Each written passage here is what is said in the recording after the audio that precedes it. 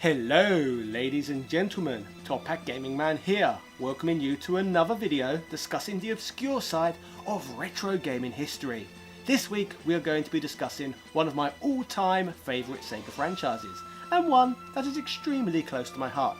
That of course being, as the thumbnail suggests, Panzer Dragoon. When it comes to Panzer Dragoon, it's a franchise that will go down in history as one of the key intellectual properties amongst the Sega Saturn's underrated library. The first game made a name for itself during the mid-90s, seeing a release in 1995.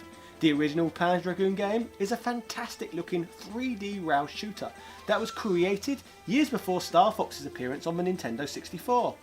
The title pushed for Sega Saturn's 3D capabilities early within the system's life cycle, and was a technologically advanced game that would have even left Sony PlayStation owners salivating. The Sega Saturn today is mostly celebrated for its range of beautiful 2D fighters and 2D shoot-em-ups. However, Panzer Dragoon is a game that breaks that mould, offering an extremely unique play experience.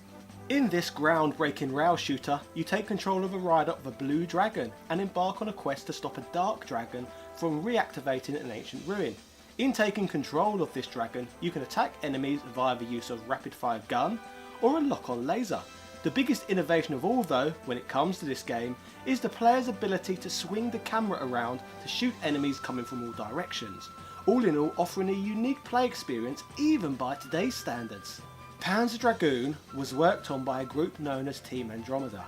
These were a group of Sega employees who came from Sega's Consumer Software Research and Development 1 department. As a separate internal development team, they were tasked with creating Sega Saturn software as the system entered development. The team was headed by a gentleman known as Yukio Futatsuji, a video game developer who fell in love with gaming at primary school age after his experiences playing both Pong and Space Invaders. He graduated from a university in Tokyo with a degree in computer science and joined up with Sega in 1991. For a couple of years, Yukio toiled away at the company working on what he considered menial tasks.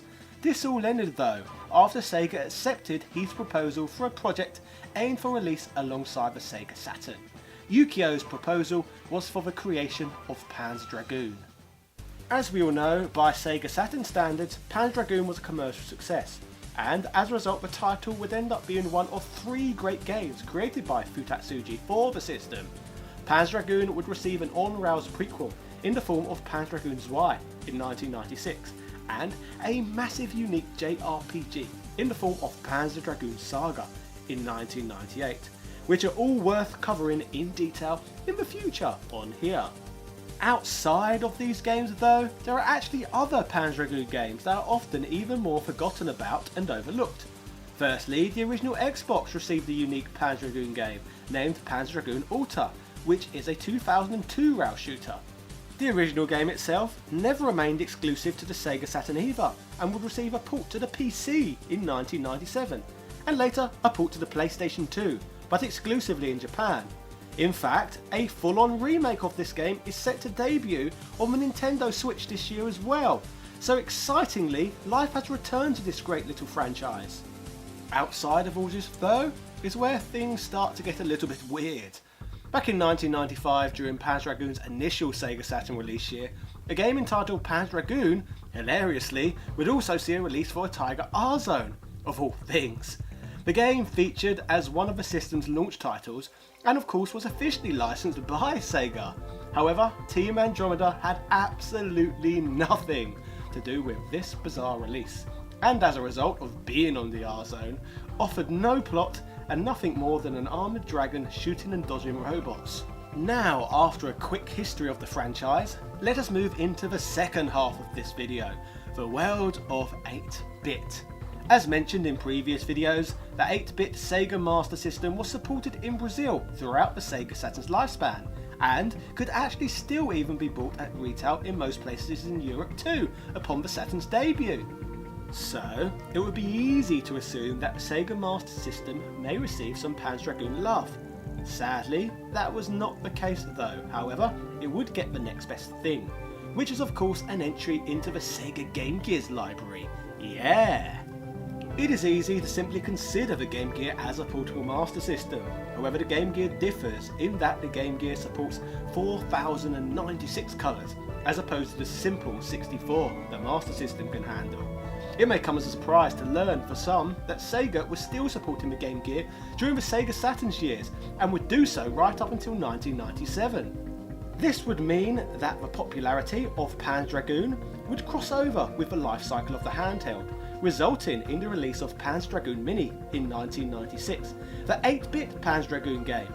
Unlike other entries in the Panzer Dragoon series, Panzer Dragoon Mini would see release exclusively in Japan, which would straight away explain why many people are not familiar with this game at all.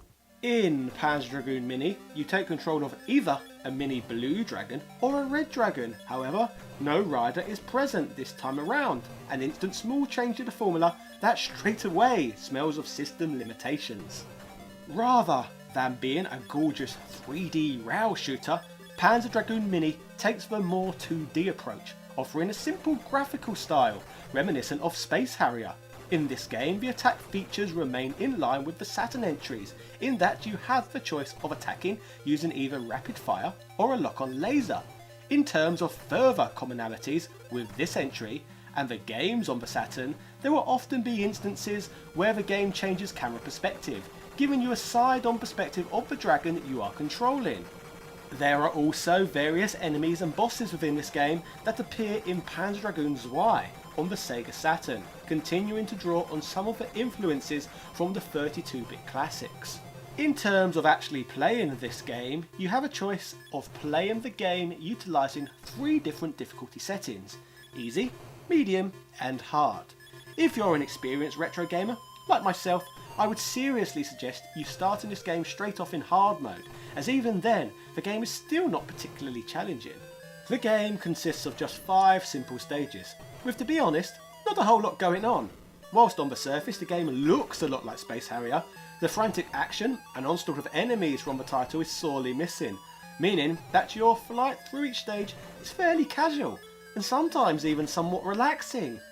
As you progress, the backdrop of each stage changes, and you are given a decent different 8-bit track to listen to. This is welcome, as the music is certainly one of the stronger points of this game. The highlight of each level for me is probably the bosses, as they are big, bold, varied in design, and offer a range of different attack modes and camera angle perspectives to battle them from. In fact, the boss battles make the final stage the highlight of the game, as you have to make your way through a boss rush, defeating each and every one of them again. All in all, Panzer Dragoon Mini is an average game, and I use that term fairly generously with this one. It is a quick, simple game that only takes about 20 minutes to beat, offering the same difficulty as the likes of Kirby's Dream Land for the Game Boy.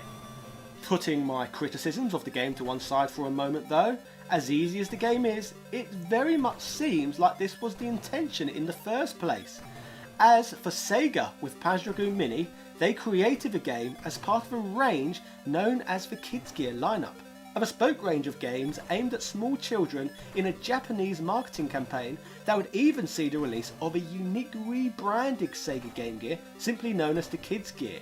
So with the game's difficulty, it certainly seems fit for purpose. Yukio Futatsuji confirmed in a recent interview that he had next to nothing to do with this game, and all in all his input went as far as just approving the game's box art and packaging. The rest was handled by other employees at Sega. To summarise, Panzer Dragoon Mini delivers a really simple, cheap, no-frills experience and can be beaten in next to no time at all. A playthrough experience is nothing special and feels very squarely aimed at young children. Despite all of this though, the game still serves as an interesting footnote in Panzer Dragoon history, and due to the game's short simplicity, a retro gamer can pick this game up and have a quick complete playthrough in just a matter of minutes. So if you're curious about trying this one out for yourself, I can assure you it will be no skin off of your nose in terms of time wasted.